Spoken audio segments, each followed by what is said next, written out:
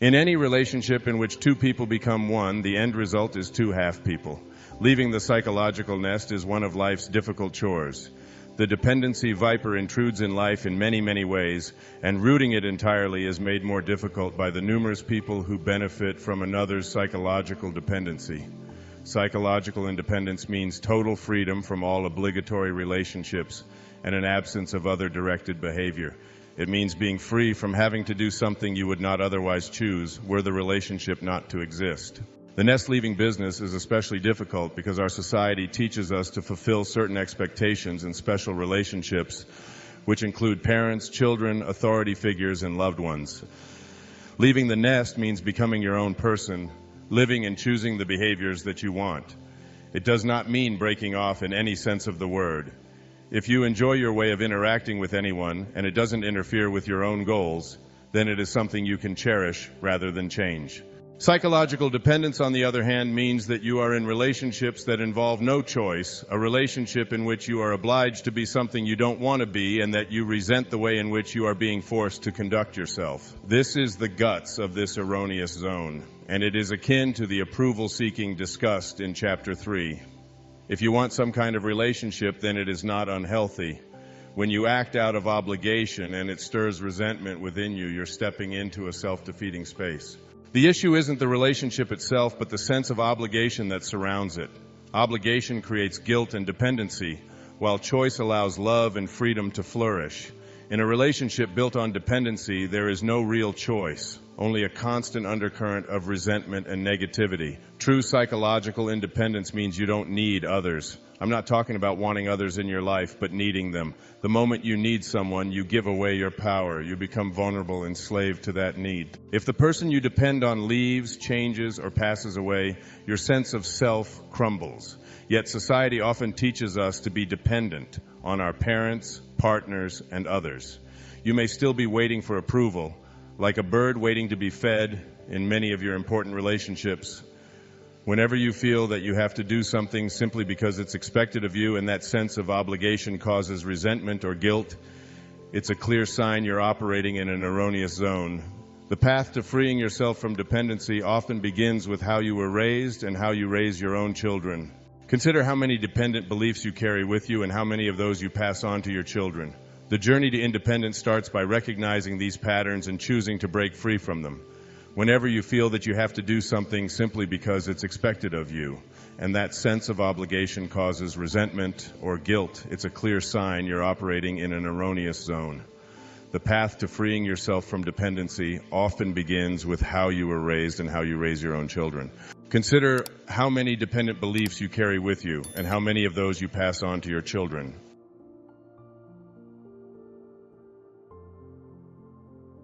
The dependency trap in child rearing and the family. Walt Disney produced a superb film some years ago entitled Bear Country. It traced a mother bear and her two babies through the first few months of the cubs' lives. Mama bear taught the cubs how to hunt, fish, and climb trees. She taught them how to protect themselves when they confronted danger. Then one day, Mama bear, for her own instinctive reasons, decided that it was time to leave.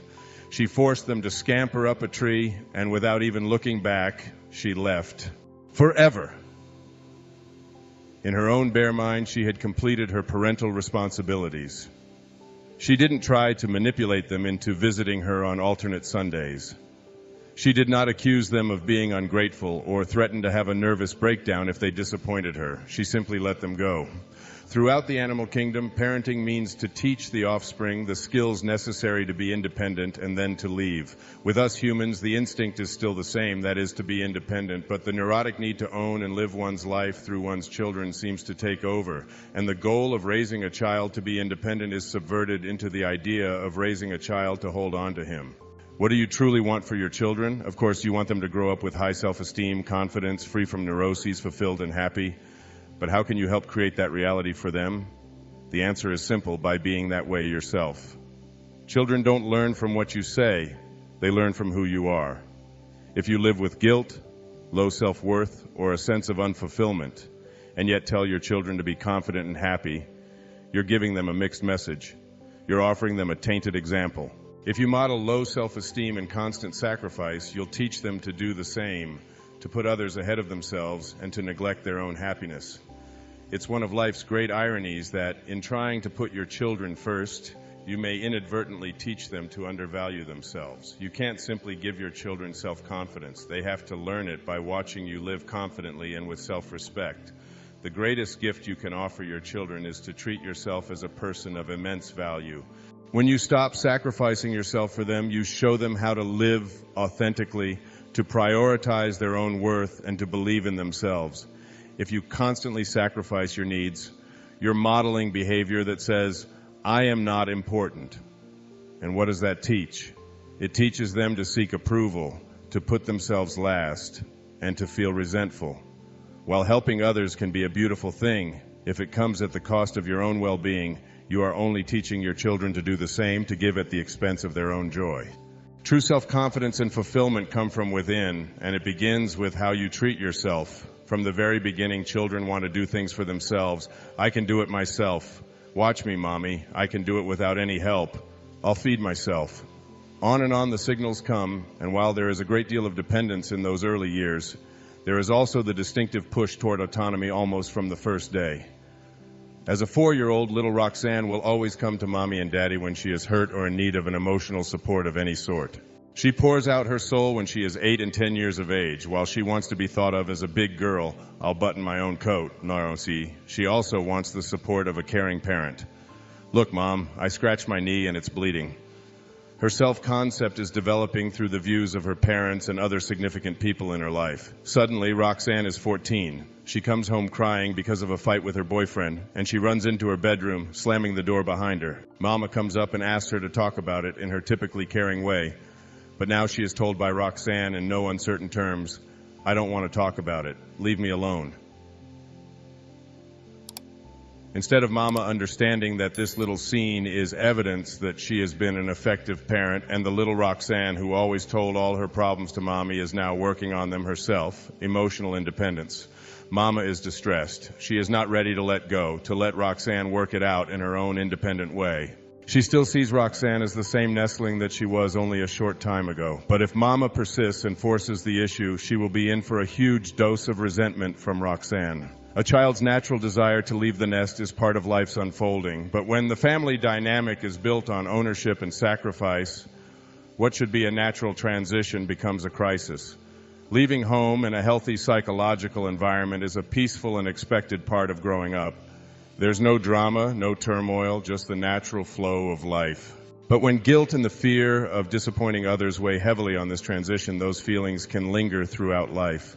Often this leads to relationships like marriage, where one partner plays the role of parent rather than sharing equally as two individuals.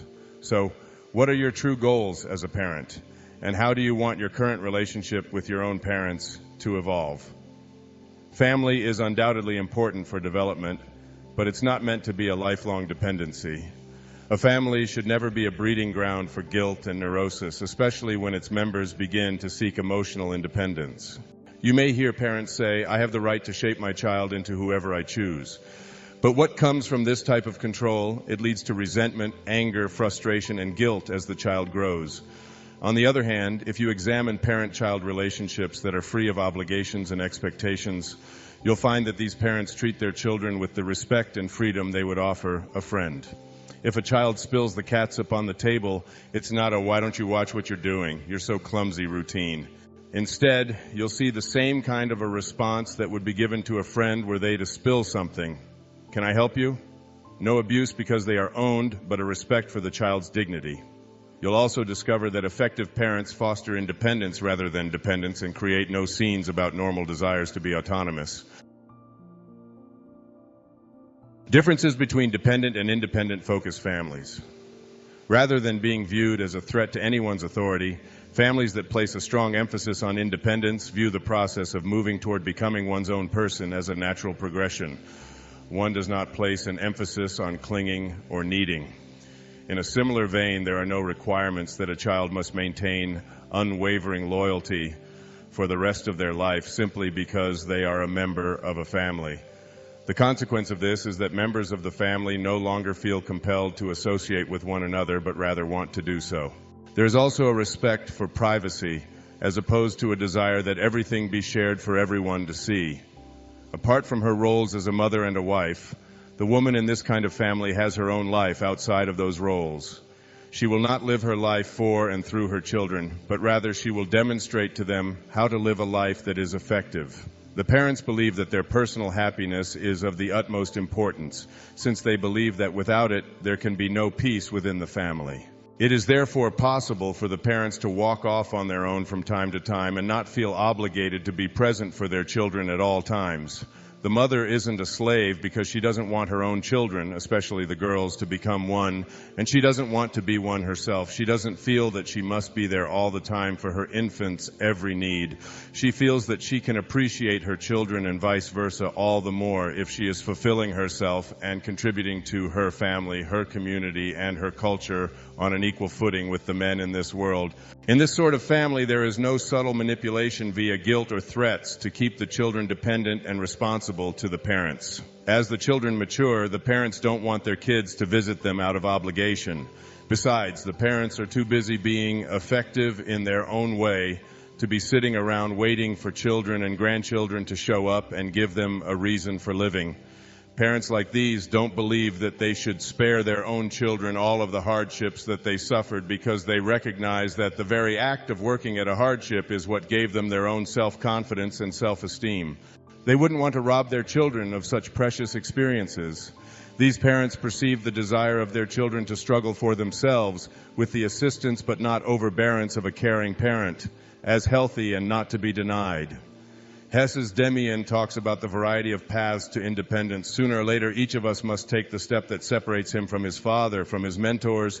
Each of us must have some cruelly lonely experience. I myself had not parted from my parents and their world, the luminous world in a violent struggle, but had gradually and almost imperceptibly become estranged. I was sad that it had to be this way, and it made for many unpleasant hours. Every visit home can be a cherished memory, provided you cultivate a strong sense of independence from your parents. By embodying self-respect and a sense of value, you can equip your children to step into the world free from anxiety and conflict for everyone involved.